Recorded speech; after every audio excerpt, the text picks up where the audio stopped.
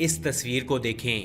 یہ شخص 6 سال کی عمر میں ایران کا ولی عہد بنا اور صرف 22 سال کی عمر میں ایران کا بادشاہ بن گیا۔ اس شخص کا نام رضا شاہ پہلوی تھا، لیکن پوری دنیا اسے شاہ ایران کے نام سے جانتی تھی۔ شاہ ایران ایشیا میں امریکہ کا سب سے بہترین دوست تھا اور یورپی یونین شاہ ایران کو امریکن گورنر کہہ کر بلاتی تھی۔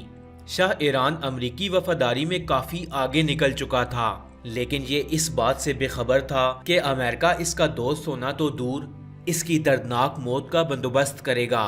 امریکہ نے شاہ ایران کو اپنے ملک میں روشن خیالی لانے کا حکم دیا تو اس نے ایران میں داڑھی اور پردے پر پابندی لگا دی۔ اس کے دور میں اگر کوئی باپردہ عورت گھر سے نکلتی تو پولیس سرے عام اس کا برقع پھاڑ دیتی۔ شاہ ایران نے تمام گرلز سکولز، کالجز اور یونیورسٹیز میں اسکرٹ کو یونیفارم بنا دیا۔ شراب نوشی، رقص اور زنا فیشن بن گیا۔ شاہ کے دور میں ایران دنیا کا وہ واحد ملک تھا جس میں کالجز اور یونیورسٹیز کے اندر شراب کی دکانیں تھیں۔ یونیورسٹیز میں خواتین کی سودے بازی ہوتی تھی اور اس مکروہ کاروبار کو قانونی حیثیت بھی حاصل تھی۔ شاہ ایران کے زمانے میں 2 آرمی جرنیلوں کے ہم جنس پرست بیٹوں نے آپس میں شادی کر لی اور سرکاری سطح پر نہ صرف ان کی دعوت ولیمہ ہوئی بلکہ شاہ اور اس کی کابینہ نے خصوصی طور پر اس تقریب میں شرکت بھی کی۔ شاہ نے امریکہ کی محبت میں ایران میں موجود 24,000 امریکیوں کو سفارتی حیثیت بھی دی، جس پر ایران کی عوام نے سوال بھی اٹھایا۔ امریکہ نے شاہ ایران کے دفتر میں گرین فون لگا رکھا تھا اور شاہ ایران کو امریکہ سے جو بھی ہدایت ملتی تھی وہ ان پر فوری عمل درآمد کرتا۔ لیکن ایران چونکہ ایک مسلم ملک تھا تو یہاں کے مذہبی لوگ اس حکومت سے تنگ آ چکے تھے۔ شاہ ایران کی امریکہ نواز پالیسیز پر بغاوت ہوئی اور یہ بغاوت 3 سال تک چلتی رہی۔ شاہ ایران نے امریکہ کی ہدایت پر ایران کے 21 شہروں میں مارشل لا لگا دیا، لیکن امریکی پالیسی سے تنگ آئے لوگوں نے اس مارشل لا کو تسلیم کرنے سے انکار کر دیا۔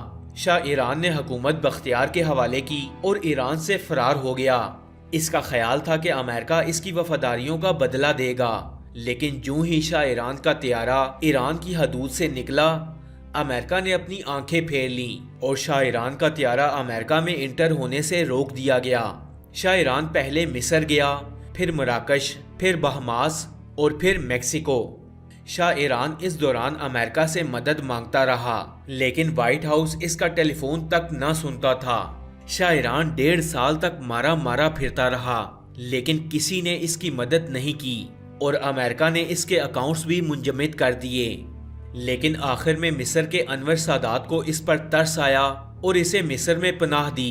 مصر کے شہر قاہرہ میں اس کا انتقال ہوا اور مرتے وقت اس کے پاس اس کی تیسری بیوی کے سوا اور کوئی بھی موجود نہیں تھا۔ لوگ اس کا جنازہ تک پڑھنے نہ آئے اور اس کے بیڈ روم میں ہی اسے دفن کر دیا گیا۔ فرینڈز، یہ کہانی صرف رضا شاہ پہلوی کی نہیں ہے۔ امریکہ کا ہر دوست حکمران اسی انجام کا شکار ہوا۔ آج پاکستان میں بھی کچھ ایسے ہی حالات پیدا کیے جا رہے ہیں اور پاکستان کے کچھ مہربان یہ سمجھ بیٹھے ہیں کہ امریکہ انہیں ان کی حکومت بنانے میں سپورٹ کر رہا ہے، لیکن یہ لوگ یہ نہیں جانتے کہ مفاد پرست امریکہ تو صدام حسین کا نہ بنا، رضا شاہ پہلوی کا نہ بنا تو ان کا کیسے بنے گا؟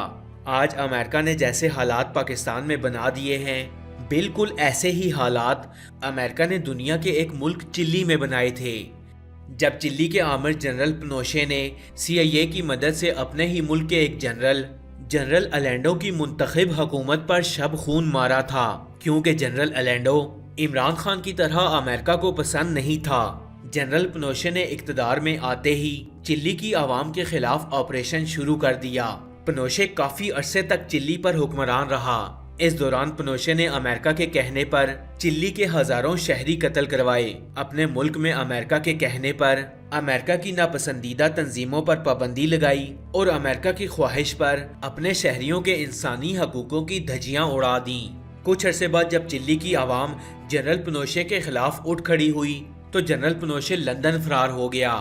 اس کا خیال تھا کہ برطانیہ اور امریکہ اس کی وفاداریوں کی قدر کریں گے، لیکن لندن پہنچتے ہی برٹش پولیس نے اسے گرفتار کر لیا اور اسے نظر بند کر دیا۔